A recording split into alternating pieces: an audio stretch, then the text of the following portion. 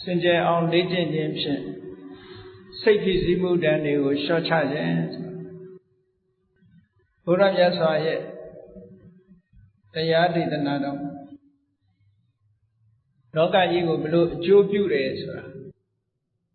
သိရှိဖို့လိုတာပေါ့မြတ်စွာဘုရားလောကမှာပွင့်လာတာတဏ္ဍာန်အတွက်ပွင့်လာတာလည်းမဟုတ်လူမျိုးတစ်မျိုးအတွက်ပွင့်လာတာလည်းမဟုတ်လူသားတွေအတွက်ကြီးလည်းပွင့်လာတာမဟုတ်လောကမှာရှိကြတဲ့တတ္တဝါအားလုံးအတွက်မြတ်စွာဘုရားပွင့်လာတာဖြစ်တယ်အဲ့လိုပွင့်လာတဲ့အခါမှာအခြေအနေကောင်းတွေဖန်တီးပေးခြင်းဖြင့်မိမိတို့အတိုင်းအတာအားလျော်စွာအဆင့်တန်းအားလျော်စွာအလုံးသောတတ္တဝါတွေရဲ့ဆင်းရဲဒုက္ခတွေဟာရောကြပြီးတော့သွားတယ်နောက်ဆုံးဆင်းရဲဒုက္ခအလုံးကလွတ်မြောက်သွားသည့်အထိဘုရားမြတ်စွာဟာလမ်းညွှန်မှုပြုခဲ့တယ်ဒါကြောင့်မို့လို့ဘုရားကိုယုံကြည်ကြတဲ့ဘုရားဘာသာဝင်သူတော်စင်တွေဘုရားမြတ်စွာဟောကြားတော်မူခဲ့တဲ့တရားကိုရှေးဥစွာသိအောင်လုပ်ပြီးထိုတရားတိုင်းလိုက်နာကျင့်ကြံကြိုးကိုအားထုတ်ခြင်းအားဖြင့်သာလျှင်မိမိတို့ဘဝမှာကျင့်တတ်เสียမကောင်းတဲ့အခက်ခဲတွေစိတ်ဖိစီးမှုတွေယမယံခါတွေ့ရတဲ့ပြဿနာတွေအဲ့ဒါတွေဟာဖြည့်ရှင်းကျော်လွှားပြီးတော့ငြိမ်းချမ်းတဲ့အနေအထားကိုရောက်ရှိပြီးနောက်ဆုံးပြဿနာအလုံးငြိမ်းချမ်းပြီးတော့သာဝရငြိမ်းအေးတဲ့နိဗ္ဗာန်ဆိုတဲ့အငြိမ့်တက်ကိုမျက်မှောက်ပြုပါမှာဖြစ်ပါတယ်။ဒါဗုဒ္ဓဘာသာတို့ရဲ့အကျင့်စဉ်တစ်ခုပေါ့နော်။အခု modern education တစ်ခုအနေနဲ့ဘုန်းကြီးတို့ကိုရီးယားသွားတော့ကDongguk University မှာဆရာလုပ်နေကြတဲ့ပါမောက္ခအမျိုးသမီးတွေအဘိဓမ္မာသင်တန်းလာတက်ရင်လာနှုတ်ဆက်တဲ့အခါကျတော့ဘုန်းကြီးတော့မေးကြည့်တယ်ဘာ subject သင်တယ်လဲလို့မေးတော့တယောက်ကပြောတယ်သူသင်တဲ့ subject က psychology နဲ့ပတ်သက်တဲ့MBSR ဆိုတဲ့ subject ကိုသင်ပါတယ်တဲ့ဒါဖြင့် MBSR ဆိုတဲ့ subject ကဘာလဲလို့မေးတော့ဒီစကားလုံးရဲ့အရှေ့က mindfulness based stress reduction mindfulness based stress reduction ဆိုတာတခြားမဟုတ်တတိပဌာန်ကျင့်စဉ်ဖြစ်နေတယ်ဒါဖြင့်ဒီပညာဘယ်ကလာတာတုံးလို့မေးတော့အမေရိကန်ပါမောက္ခတယောက်ကလာပို့ချတာတဲ့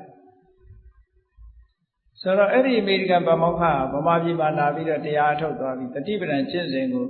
သိစိတ်လေ့လာပြီးခင်မိတဲ့ဤစနစ်တွေနဲ့လူတွေရဲ့နေ့စဉ်ဘဝမှာသုံးချတယ်နော်အဲ့တော့မြန်မာနိုင်ငံမှာမြန်မာလူမျိုးတွေကကံကောင်းလို့ဘုရားဟောကြားတဲ့ဤစနစ်တွေမြန်မာပြည်မှာအလွယ်တကူနဲ့ရနိုင်သို့တော့ရနိုင်တော့လည်းပဲ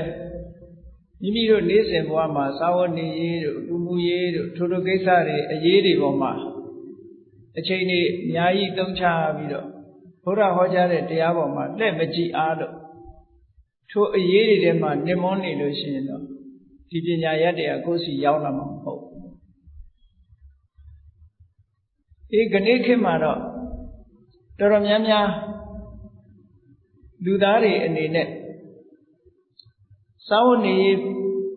ဖူလုံတဲ့အခါမှာဖြစ်စေမဖူလုံတဲ့အခါမှာဖြစ်စေစိတ်ဖြစ်စည်းမှုတန်ခံကြရတာတွေကများလာစီးပွားရေးနဲ့တိုးတက်တဲ့ပုဂ္ဂိုလ်တွေလည်းစိတ်ဖြစ်စည်းမှုတန်ခံရတယ်စီးပွားရေးမတိုးတက်တဲ့ပုဂ္ဂိုလ်တွေလည်းမတိုးတက်မှုကြောင့်စိတ်ဖြစ်စည်းမှုခံရတယ်လူမှုရေးပြေလည်တဲ့ပုဂ္ဂိုလ်တွေလည်းပြေလည်နေလို့စိတ်ဖြစ်စည်းမှုကမလွတ်သေးဘူးမပြေလည်တဲ့ပုဂ္ဂိုလ်တွေကလည်းမပြေလည်တာအကြောင်းပြုပြီးတော့စိတ်ဖြစ်စည်းမှုတွေခံနေကြstress တွေလောကကြီးမှာများနေတယ်နောက်ဆုံးမှာတခြား stress မရှိဘူးဆိုရင်ကိုယ်ကျမ်းမာရေးနဲ့ပတ်သက်တဲ့ stress တော့ရှိနေကြတယ် လူတိုင်းကိုအကာအကွယ်ဆိုတာမျိုးဖြစ်နေကြကျမ်းမာရေးအတွက်တောကမအေးကြဘူးဒါဖြင့်ဒီ stress တွေပြည်လည်ဖို့ရာအတွက်စီးပွားရေးကောင်းရင်ပြည်လည်သွားလားလို့ဆိုမပြည်လည်ဘူးလူမှုရေးအဆင်ပြေရင်ပြည်လည်လားဆိုမပြည်လည်ဘူးနိုင်ငံရေးပြည်လည်သွားရင်ရောပြည်လည်သွားလားမပြည်လည်ဘူးstress တွေလျှော့ချဖို့ဆိုတာဒီနည်းတွေထဲမှာတစ်ခုမှမပါဘူးခဏတစ်ပြုတ်တော့ဖြစ်ကောင်းဖြစ်လိမ့်သို့သော stress ကရှိနေတယ်အဲ့ဒီ stress ဆိုတဲ့စိတ်ဖိစီးမှုတန်တွေကိုသာဝရပြည်လည်သွားအောင်တကယ် solution ဆိုတဲ့အဖြေကပါလဲတကယ် solution အဖြေဟာဘယ်မှာရှိတယ်လဲဆိုရင်ဘုရားမြတ်စွာဟောကြားတော်မူခဲ့တဲ့တရားမှာပဲရှိတယ်ဒါတွေကိုတရားအထုတ်မှုတဲ့ပုဂ္ဂိုလ်တွေကသိလာကြတယ်သိလာတဲ့အတွက်ကြောင့်ဒါတွေကိုအသုံးချတာဘုန်းကြီးတို့ဂျာမနီသွားပြီးဓမ္မသင်တန်းတွေပို့ချတယ်သင်တန်းလာတက်တဲ့ပုဂ္ဂိုလ်တွေထဲမှာ psychotherapist တို့ psychiatrist တို့ဆိုတဲ့အဲ့ဒီဆရာမတွေလာတက်တာများတယ်ဘာဖြစ်လို့လာတက်တော့ဆိုတော့သူတို့လုပ်ငန်းနဲ့ဆက်ဆက်နေတာအဲ့ဒီနိုင်ငံတွေမှာလူတွေဟာစိတ်ဖြစ်စည်းမှုတန်ခံရတာတွေတော်များတယ်ပေါ့တိုးတက်ရင်လည်းတိုးတက်မှုဆိုပြီးတော့စိတ်ဖြစ်စည်းမှုတွေခံရအဲ့ဒီစိတ်ဖြစ်စည်းမှုလျှော့ချတဲ့နည်းလမ်းတွေကို psychology ရ psychiatric တွေကလည်းသူတို့နည်းစနစ်နဲ့ကြိုးစားတယ် psychotherapy အသုံးပြုပြီးတော့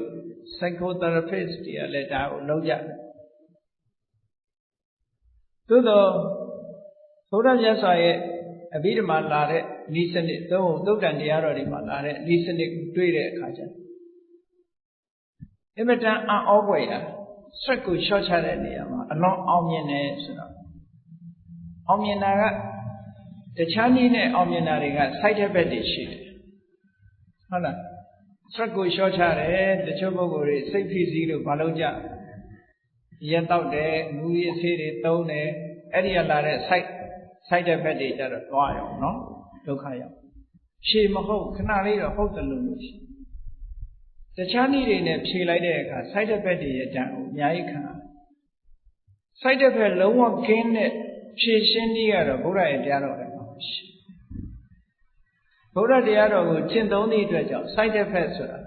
မလိုအပ်တဲ့ဘေးထွက်ဆိုးချိုးဆိုတာလုံးဝမရှိဘူးဟုတ်အဲ့ဒါကြောင့်မို့လို့ဒီနည်းစနစ်ကိုသူတို့သိပြီးသဘောကျလို့တချို့နောက်နိုင်ငံတွေမှာဆိုရင်ဆေးရုံတွေမှာတောင်ဒီစနစ်ကိုပေးဆေးရုံမှာလူနာတွေကိုကုသတဲ့အခါမှာဆေးဝါးတွေပေးတာမဟုတ်ပဲနဲ့စိတ်ပိုင်းဆိုင်ရာကုသခြင်းတွေအပြင်တရားထိုင်ခိုင်းတာတို့အာနာပါနရှုခိုင်းတာတို့လုပ်တယ် mindfulness based ကိုယ်ခန္ဓာကိုယ်လေးတစ်ခုထဲမှာရှိနေတဲ့အရာဝတ္ထုတစ်ခုစိတ်ဆိုင်ထား mindfulness based တတိဆိုတဲ့စကားလုံးလေးကိုတတိဆိုတဲ့စကားလုံးလေးဟာသူကအကန့်အသတ်ရှိတယ်အလုပ်သွားရမှာတတိရတာတို့ခမင်းစားရမှာတတိရတာတို့ပွဲကြည့်ရမှာတတိရတာအဲ့ဒါတတိမခေါ်ပျော်ရွှင်မှုပဲစိတ်ညစ်တယ်လို့ပဲခေါ်တတိဆိုတဲ့စကားလုံးကအဲ့ဒီမှာမသုံး Buddhist term တတိဆိုတဲ့စကားလုံးကဘာတော့ဆိုခုနဓမ္မနဲ့ပတ်သက်ပြီးသဘာဝတရားနဲ့ပတ်သက်ပြီးတော့ mindful လောက်တာမှာတတိကုသိုလ်ရေးနဲ့ပတ်သက်ပြီး mindful လောက်တာမှာတတိဘာလို့ဆိုတော့ညာတော့ဖြင့်လူတွေကမေ့လျော့နေကြတာများတာမေ့လျော့တယ်ဆိုဟာတပည့်တော်မမေ့ပါဘူးနေ့စဉ်နဲ့အလုပ်သွားနေရတာဘယ်မေ့မလို့မပြောအဲ့ဒီဘက်ကဟာတတိလို့မခေါ်ဘူးလူရဲ့သဘာဝလူရဲ့စိတ်ဓာတ်ကိုက inclination incline ဖြစ်နေတာဘယ်ကို incline ဖြစ်နေတော့ဆိုအာယုန်လေးပေါ်မှာ incline ဖြစ်နေတာအမြဲတမ်းနော်မျက်စိကမြင်တဲ့အာယုန်နားကကြားတဲ့အာယုန်နှာခေါင်းကနမ်းရှူရတဲ့အာယုန်လျှာကလဲရတဲ့အာယုန်ကိုယ်ခန္ဓာကိုယ်အထိတွေ့ရတဲ့အာယုန် စိတ်ကူးရတဲ့အာယုအဲ့ဒီအာယုတွေပေါ်မှာသဘာဝအတိုင်းသွားနေတာတွေဟာဒါတတိမဟုတ်ဘူးတဲ့စိတ်ကလေးကိုအဲ့ဒီပင်ကိုရိုးရာအာယုတွေစီသွားနေရကဆွဲထုတ်ပြီးတော့သူသွားနေကြမဟုတ်တဲ့ဓမ္မအာယုပေါ်တင်ပေးနိုင်မှတတိနော်တတိ mindfulness ဆိုတာအဲ့ဒီဟာကိုဆိုလိုတယ်ဒါကြောင့်မို့တတိဟာကောင်းမဲ့ဥပမာဒါနကောင်းမှုပြုဖို့ရာဒီနေ့ဒါနကောင်းမှုလုပ်သလားသီလဆောက်တည်မှုလုပ်သလားကမ္မထဘာဝနာပွားများအထောက်မှုလုပ်ကြလားငါစိတ်လေးပါဒီနေ့လောဘနဲ့ရှင်တွဲနေသလားဒေါသနဲ့ရှင်တွဲနေသလားငါစိတ်ထဲမှာမာနတွေအိတ်တာတွေမစ္စရိယတွေဆိုတဲ့စိတ်ရဲ့ impurity mental impurity စိတ်ရဲ့အညစ်အကြေးတွေငါစိတ်ထဲမှာရှိနေသလားဆိုတာဒါတွေပေါ်မှာ mindful လုံးမှတတိလို့ခေါ်တယ်အဲ့ဒါကို mindfulness မလုပ်နိုင်ဘူး mindful မလုပ်နိုင်ဘူးဆိုလို့ရှိရင်ဒီပုဂ္ဂိုလ်ဟာအာယုံပေါ်မှာမျောပါနေတာဒီတဲကြောင့်မလို့အဲ့ဒီအာယုံပေါ်မှာမျောပါနေတဲ့ပုဂ္ဂိုလ်တယောက်ဟာတတိမိတ်နေတဲ့ပုဂ္ဂိုလ်တယောက်လို့ဒီလိုပဲခေါ်တတိမိတ်နေတဲ့ပုဂ္ဂိုလ်တယောက်ဟာအခက်အခဲတွေကြုံလို့ရှိရင်ဖြေရှင်းနိုင်စွမ်းမရှိဘူးအမျိုးစုံဝင်လာတယ် stress တွေစိတ်ဖိစီးမှုတွေအလိုမကျမှုတွေမုန်းတီးမှုတွေတတ်မဲ့မှုတွေတွေ့တာမှုတွေဒါတွေကအရှူအရှူဝင်လာပြီးတော့စိတ်ပေါ်မှာစိတ်ရဲ့ဖြူစင်မှုကိုလာရောက်ပြီးတော့ညှဉ်းနှွမ်းစေကြတယ် pollution ဖြစ်စေတယ်ပေါ့နော် mental pollution ပေါ့စိတ်ဟာအမြဲတမ်းညှဉ်းနှွမ်းနေတယ်လောကမှာလူတွေကတတိထားတယ်ရေညှဉ်းနှွမ်းတာ water pollution ညှဉ်းနှွမ်းတဲ့ရေတောက်ရင်ငါကျန်းမာရေးထိခိုက်လိမ့်မယ်တတိထားတယ်ဒါ air pollution ညဉ့်ညမ်းတဲ့လေကိုရှုပြီးရင်ငါကျန်းမာရေးထိခိုက်လိမ့်မယ်တတိထားမိတယ်ဒါသို့သောတတိမထားမိတာကဘာတော့လို့ဆို mental pollution စိတ်မှာလာပြီးတော့ pollution ဖြစ်နေတာကိုတတိမထားမိဘူးကိုယ်စိတ်လေးထဲမှာလောဘဖြစ်ရင်လည်း pollution ဖြစ်တယ်လို့မထင်ဘူးဒေါသဖြစ်ရင်လည်း pollution ဖြစ်တယ်လို့မထင်ဘူးအဲ့လိုမထင်သည့်အတွက်ကြောင့်ဘယ်တော့မှ purify လုပ်ဖို့ကြိုးစားမှာမဟုတ်ဘူးလူတွေကိုဝတ်တဲ့အဝတ်ကလေးညစ်ပေလို့ရှိရင်ဖို့တတိယညစ်ပေနေပြီဖို့အောင်မှပဲတတိယနော်ဘေးကလူကလည်းမြင်တယ်ဝတ်နေတဲ့လူကလည်းမြင်တယ်ဟာဒီဝတ်ညစ်နေပြီတန်ရှင်းမယ်သို့တော့ mental pollution ကြတော့မမြင်ကြဘူးဘာလို့မမြင်တာလဲဆို mindfulness မရှိအဲ့ဒီ mindfulness ကိုအခြေခံရမယ်လို့ပြောတယ်နော်တာမန်သူတွေမြင်နေတဲ့အမြင်ဟာဒါရိုးရာအမြင်လို့ခေါ်တယ်တတိထားစရာမလိုဘဲနဲ့ရိုးရာအမြင်တစ်ခုတာမန်မမြင်တဲ့အမြင်တစ်ခုကဒါတကယ်အရေးပါတဲ့အမြင်တစ်ခုပဲငါစိတ်လေးကညှဉ်းနှွမ်းနေပါလားစိတ်ဓာနုပဒနာကျင့်စဉ်နဲ့ပတ်သက်ပြီးတော့မြတ်စွာဘုရားကဟောထားတာရှိတယ်။မဟာတတိပဒံသုတ်တရကံဝစိတ်တံတရကစိတ်တံတိပသနာတိဘုရားဟောတဲ့စကားနဲ့ပြောမယ်။ဗမာလူပြောလို့ရှိရင်ငါစိတ်လေးဟာလောဘနဲ့တွဲနေသလားငါစိတ်ထဲမှာလောဘဖြစ်နေသလားဖြစ်နေရင်ငါစိတ်လေးဟာလောဘနဲ့တွဲနေတယ်လို့သိပါမယ်လောဘမပါဘူးဆိုလို့ရှိရင်လည်းလောဘမပါဘူးလို့သိပါငါစိတ်လေးဟာဒေါသနဲ့တွဲနေသလားသိပါဒေါသနဲ့မတွဲဘူးဆိုရင်လည်းမတွဲဘူးလို့သိပါ mental impurity စိတ်ရဲ့အညစ်အကြေးတွေရှိတယ်ရှင်းဥစွာတန့်စင်ရေးလုပ်တော့မယ်စင်ကြယ်ရေးလုပ်တော့မယ်ဆိုစိတ်ရဲ့ impurity တွေကိုအရင်သိဖို့လို့ဘာတွေကအညစ်အကြေးတွေလဲအဲ့ဒီအညစ်အကြေးကိုအညစ်အကြေးမှမသိလို့ရှိရင်ဘယ်တော့မှတန်ရှင်းမလုပ်ဘူးလားအညစ်အကြေးကိုလက်ခံထားမှာပဲအဲ့ဒီလက်ခံထားသမျှကာလပတ်လုံးမှာဘယ်တော့မှ purification purity ဘယ်တော့မှ pure မဖြစ်ဘူးဘယ်တော့မှမစင်ကြယ်ဘူးဘာလို့လဲဆိုရင် ညစ်နွမ်းနေတာညစ်ပေနေတာကိုညစ်ပေမှမသိဘူးဖြူစင်တယ်လို့ယူဆနေသည့်အတွက်ကြောင့်အဲ့ဒါကြောင့်မလို့ပထမဆုံးက mental impurity စိတ်ရဲ့အညစ်အကြေးတွေဘာတွေလဲသိတဲ့တယ်အထင်ရှားဆုံးတွေပြောပါစို့စိတ်ရဲ့ impurity တွေကိုအဘိဓမ္မာကျမ်းမှာ14မျိုးထုတ်ပြထားတာရှိတယ်အဲ့ဒီ14မျိုးကိုသိဖို့လိုတယ်နော်အဲ့ဒါကိုတခြားနာမည်နဲ့ပြောရင်အကုသိုလ်စေတသိက်14ပါးလို့ခေါ်တယ်အဲ့ဒါ mental impurity တွေပဲအကုသိုလ်လို့ဘာကြောင့်ခေါ်တာတုံးဆိုရင်မကောင်းကျိုးတွေကိုပြီးအပြစ်ရှိတယ်မကောင်းတဲ့အကျိုးကိုထုတ်လို့ဒါသဘာဝကိုပြောတာနော်ဘယ်သူရဲ့တဏ္ဍာမှာပဲဖြစ်ဖြစ်ဘယ်လူမျိုးရဲ့တဏ္ဍာမှာပဲဖြစ်ဖြစ်သူကကောင်းကျိုးမပေးတာမှန်ယောဂလို့ပဲယောဂဟာဘယ်သူတဏ္ဍာမှာပဲဖြစ်ဖြစ်ဒုက္ခပေးတာသဘောတရားဒီ impurity mental impurity တွေကလည်းဘယ်သူစိတ်ထဲမှာဆွဲကပ်ယောဂပဲလားအညစ်အကြေးပဲအဲ့ဒီအညစ်အကြေးတွေကိုပထမသိအောင်လုပ်ရမယ်တဲ့အဲ့ဒါသိဖို့အတွက်နံပါတ်1ပါလဲလို့ဆိုရင်အဘိဓမ္မာကျမ်းမှာလာတဲ့အစဉ်နဲ့ပြောမယ်ဆိုရင်နံပါတ်1ကမောဟဆိုတာဘာလုပ်တဲ့လဲဘာမလုပ်တဲ့ဘူးဆိုတာခွဲခြားမသိတဲ့သဘောမြန်မာလူပြန်တော့တွေးဝေတယ်လို့ပြောတယ် delusion တွေးဝေတယ်ဆိုတာကောင်းတဲ့အဆိုးမခွဲခြားနိုင်တာအမှန်တရားနဲ့အမှားမခွဲခြားနိုင်တာလှုပ်တဲ့နာနဲ့မလှုပ်တဲ့နာမခွဲခြားနိုင်တာဒါဖြင့်မခွဲခြားနိုင်တာကသူ့အတူမခွဲခြားရုံဘာမှမဖြစ်ဘူးလို့ထင်ကောင်းတယ်မခွဲခြားနိုင်တဲ့အတွက်ကြောင့်ဘာဖြစ်လဲအမှန်နဲ့အမှားမခွဲခြားနိုင်တဲ့အတွက်ကြောင့်အမှားကိုအမှန်ထင်လာတယ်အမှန်ကိုမှားထင်ပြဿနာတက်ပြီနော်လှုပ်တဲ့နာနဲ့မလှုပ်တဲ့နာမခွဲခြားနိုင်ဘူးဆိုရင်ဘာဖြစ်လာမလှုပ်တဲ့နာကိုလှုပ်တဲ့တယ်လို့ထင်လာတယ်လှုပ်တဲ့နာကိုမလှုပ်တဲ့ဘူးလို့ထင်တယ်ထင်တဲ့အတိုင်းပဲမလှုပ်တဲ့နာကိုလှုပ်တယ်လှုပ်တဲ့နာမလှုပ်ဘူးဟောအကျိုးဆိုးရမှုတွေနောက်ကတစ်ဆက်ကြီးလိုက်လာနောက်က follow လိုက်လာတာတွေကအကောင်းမလိုက်ဘူးတွေကနော်ဒါကြောင့်မို့မောဟဆိုတာ mental impurity ပဲအကြီးဆုံး mental impurity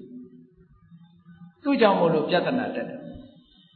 ပရိစ္ဆေသမုပ္ပါမှာမြတ်စွာဘုရားကအဝိဇ္ဇာပစ္စယသင်္ခါရဆိုပြီးပထမဆုံးသူ့ကိုထိတ်ကထားဟောတယ်အဲ့ဒီမှာအဝိဇ္ဇာဆိုတဲ့နာမည်နဲ့ဟောတယ်ဝိဇ္ဇာဆိုတာအသိပညာအဝိဇ္ဇာဆိုတာအသိပညာရဲ့ဆန့်ကျင်ဘက်အမှန်မသိတဲ့အရာဒီလိုဆိုလို့အဲ့ဒီအဝိဇ္ဇာဆိုတာနဲ့မောဟဆိုတာတူတူပဲတဏှာဝုကကျွဖို့ကြတော့တကယ်အရေးကြီးဆုံးအဆိုးဝါးဆုံး impurity ကဟောဒီအဝိဇ္ဇာဘာလဲလို့ဆိုရင်သစ္စာ၄ပါးကိုအမှန်မသိတာဆိုလို့အဲ့ကြအရှင်းမြင့်သွားတယ်အခြေခံအားဖြင့်ကတော့လှုပ်တဲ့နာနဲ့မလှုပ်တဲ့နာမသိတာလှုပ်တဲ့နာကိုလှုပ်တဲ့နာမလှုပ်တဲ့နာခွဲခြားမသိသည့်အတွက်ကြောင့်မလှုပ်တဲ့နာကိုလှုပ်ပြီးတယ်လှုပ်တဲ့နာကိုမလှုပ်ဘူးနှစ်ခုစလုံးအပြစ်ဖြစ်သွားညာတော့အဖြစ်လူတွေကထင်တယ်မလှုပ်တဲ့နာလှုပ်တာကအပြစ်လို့ထင်တယ်လှုပ်တဲ့နာကိုမလှုပ်ဖဲနေရင်လည်းအပြစ်ပဲ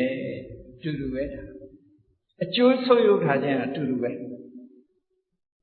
လှုပ်တဲ့နာနဲ့မလှုပ်ဖဲနေရင်အကျိုးဆုပ်ယုတ်တယ်မလှုပ်တဲ့နာလှုပ်ရင်လည်းအကျိုးဆုပ်ယုတ်တယ်အဲ့ဒီနှစ်ခုစလုံးမှာညီလူညီမျှဒုက္ခရောက်စေတတ်တဲ့သမာဝတွေကြီးပဲအေးဒါကြောင့်မို့လို့နံပါတ်1 mental impurity ကမောဟအမှန်မသိဘူးဆိုလို့ရှိရင်အမှန်မသိဘူးဆိုတာလုံးဝမသိတာကိုပြောတာမဟုတ်အမှန်မသိဘူးဆိုတဲ့စကားလုံးကအမှားသိနေတဲ့ဆိုတဲ့ပါမှန်ရင်သိတယ်လုံးဝမသိတဲ့လူကတော့ဟာငါဘာမှမသိဘူးဆိုပြီးတော့နေတာမျိုးသူကအဲ့ဒါလို့မဟုတ်ဘူးအမှန်မသိဘူးဆိုတာအမှားတစ်ခုကိုသိခုနတလွဲသိနေတဲ့အတိမျိုးအဲ့ဒီတလွဲသိနေတဲ့အတိကမကောင်းတဲ့ဘက်ကိုဆောင်ကျဉ်သွားတတ်တယ်လွဲချော်တွေဖြစ်စေတယ်ဟောဒါက mental impurity တစ်ခုပဲ နောက်တစ်ခုကအဟိရိကဆိုတာအရှက်မဲ့တဲ့သဘောတရားအရှက်မဲ့တယ်ဆိုတာဘာပြောတာလဲဆိုရင်မကောင်းတာလုပ်ရမှာကိုလုံးဝမရှက်ဘူးယွံမုန်းခြင်းမရှိဘူးမကောင်းမှုကိုမြင်မြင်ရှက်ရှက်လုပ်တယ်လူကြားတဲ့ဖြစ်စေဟုတ်လားသူများကိုဆဲရမှာမရှက်ဘူးလိန်ပြောရမှာမရှက်ဘူးမရှက်တဲ့လူတွေရှိတယ်မျက်နှာပြောင်တိုက်ပြီးလိန်ရဲတယ်ပေါ့လေအဲ့ဒါမျိုးမျက်နှာပြောင်တိုက်ပြီးမကောင်းတာလုပ်ရဲတယ်ပေါ့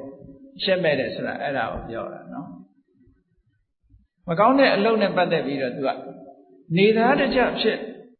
မကောင်းတဲ့အလုပ်ပေါ်မှာအမြဲတမ်းနေသားတကြဖြစ်လုံးဝရှက်ရမှကြောက်ရမှယွံရမှကိုမသိတော့ဘူးဘာနဲ့ဥပမာပေးထားတယ်လို့ဆိုတောရတွေမှာမွေးထားတဲ့ဝက်အစာကောင်းအောင်လည်းမကြွေဘူးဘာစားတော့ဆိုထုံးစံအတိုင်းလူတွေစွန့်တဲ့မစင်ကိုစားဒီပြင်လူတွေကလူတွေစွန့်တဲ့မစင်ပုံကိုတွေ့ရင်လူတိုင်းယွံကြတယ်သူကတော့အဲ့ဒါကိုလိုက်ရှာမယွံဘူးလူတကာယွံတဲ့နေရာသူကမယွံရွာသူတို့ဝက်မစင်ဘွက်ကိုဆိုတာရွာသူတို့ရဲ့ဝက်မစွန်ဘွက်ကိုမယွံတယ်လို့တဲ့ဟောဒီအဟိရိကဆိုတဲ့သဘာဝတရားမိမိစိတ်အစဉ်ကိုနှွမ်းမိုးထားပြီဆိုလို့ရှိရင်အဲ့ဒီပုဂ္ဂိုလ်ဟာဒုစရိုက်လုပ်ကိုမြင်းမြင်းရှက်ရှက်ကြီးလုပ်တယ်ရှက်ရမှမသိအဲ့ဒါမျိုးကိုအဟိရိကလို့ခေါ်တယ်နော်ဒုစရိုက်အလုပ်ဘာလုပ်ဟာလို့နောက်ဆုံးကြတော့ဒုစရိုက်အလုပ်တစ်ခုစီသူ့ဖို့မှာဒုစရိုက်မဟုတ်တော့ဘူးအကောင်းဖြစ်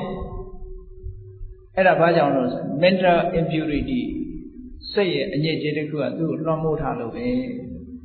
ဒီလိုဆိုလို့နောက်တစ်ခုကအနုတ္တပ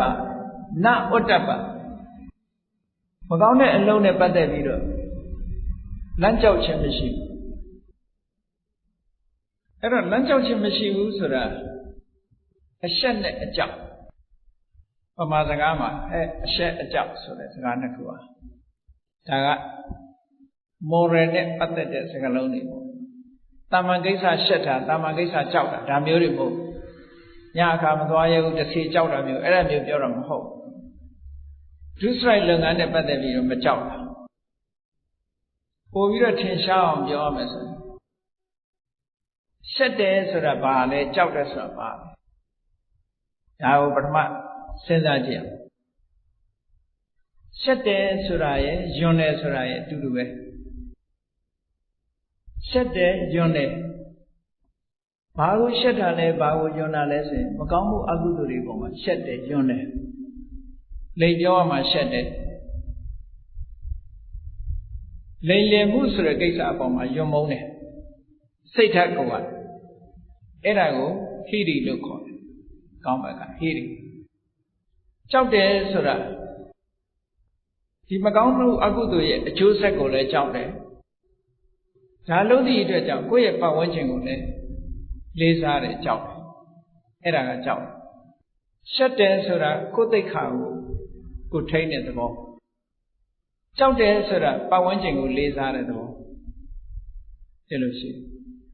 အရှက်ကကိုယ့်ကိုယ်အာရုံပြုတယ်ဥပမာဆိုတော့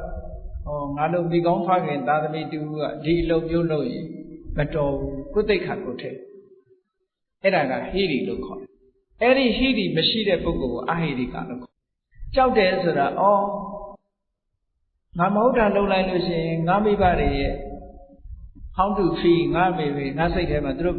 ငါမိဘတွေစိတ်ထဲမှာဘယ်လိုခံစားရမလဲငါမိတ်ဆွေသင်္ကားတွေပေါ်မှာအရှက်ရကြမှာငါရဲ့ပတ်ဝန်းကျင်ရောဘယ်လိုနေမလဲပတ်ဝန်းကျင်သက်ကြည့်အဲ့ဒါကဩတ္တပပတ်ဝန်းကျင်ကိုလေးစားတာလူဆိုတာ society ထဲနေသည့်အတွက်ကြောင့်ကိုယ်သိက္ခာကိုလည်းလေးစားရမယ်ပတ်ဝန်းကျင်ကိုလည်းလေးစားရမယ်ကိုယ်သိက္ခာကိုမလေးစားဘူးဆိုရင်ဟိရိတရားမရှိဘူးလို့ပြောတယ်ပတ်ဝန်းကျင်ကိုမလေးစားဘူးဆိုရင်ဩတ္တပမရှိဘူးလို့ပြောတယ်အဲ့ဒီတရားနှစ်ခုဟာလောကပါလာတဲ့လူလောကကြီးကိုထိမ့်သိမ်းဆောက်ရှောက်တယ်အကယ်၍ဒီတရားနှစ်ခုသည်လူလောကကိုမဆောက်ရှောက်တော့ဘူးဆိုလို့ရှိရင်လူတွေဟာတိရစ္ဆာန်တွေဘာမှမထူတော့ဘူးဒီလိုခေါ်တာရှိဒါကြောင့်မလို့အဲ့ဒီအရှက်ကြောင့်ဟိရိနဲ့ဩတ္တပတရားနှစ်ခုကင်းကွာသွားပြီဆိုရင်အဟိတိကအနုတ္တပလို့ခေါ်တယ်